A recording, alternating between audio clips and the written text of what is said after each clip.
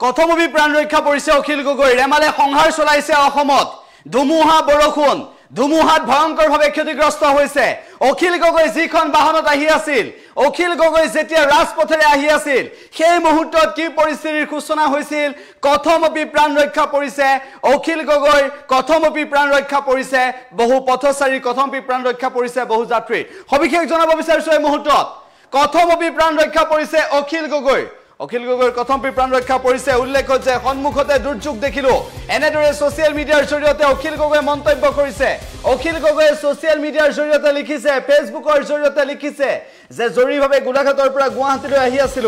আজি গুৱাহাটী পাব লাগে নুমলীগড় দেওপাহাৰৰ ওচৰৰ পৰা ৰাস্তাত গছ পৰি থকা দেখিলো বৰষুণ দি আছে বতাহো বুকাখান নগৰ পাৰ হৈ আমাৰ গাড়ী ৰৈ গল খবৰলৈ গম পালো ৰাস্তাত গছ বাগৰিছে গুৱাহাটীলৈ যাবই লাগিব আগবাঢ়িলো খন্তেক আহি আকৌ ৰৈ যাবলগীয়া হ'ল তাৰ পাছত পুনৰ আগবাঢ়িলো এনেদৰে লিখিছে অখিল গগৈ লতাবাৰীত ৰৈ গলো হাইৱেত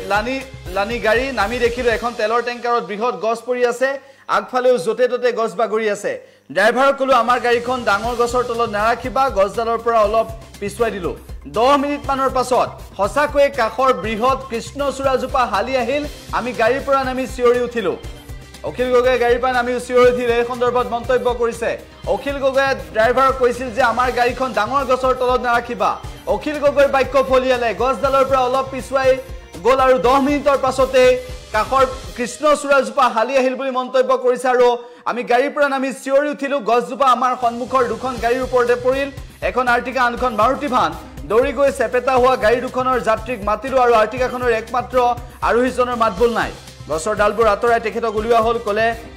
কিং কৰ্তব্য বিমূঢ় হৈ মাতিবলৈ পাহৰি গৈছিল মাৰুতি ভ্যানখন চেপেটা হৈ গৈছিল যাত্ৰীসকলৰ বিশেষ একো নহল কিন্তু কেৱল ড্ৰাইভাৰ সিটত বহাজনৰ হাত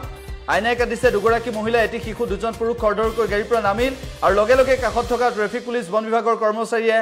গছ কাটি এক্সকেভেটৰে সাফা কৰিলে আমি সকলোৱে মিলি সৰু সৰু এই গছৰ ঠানিবোৰ আঁতৰালো নাই নোৱাৰি সমগ্ৰ ৰাস্তাৰ বহু ঠাইত গছ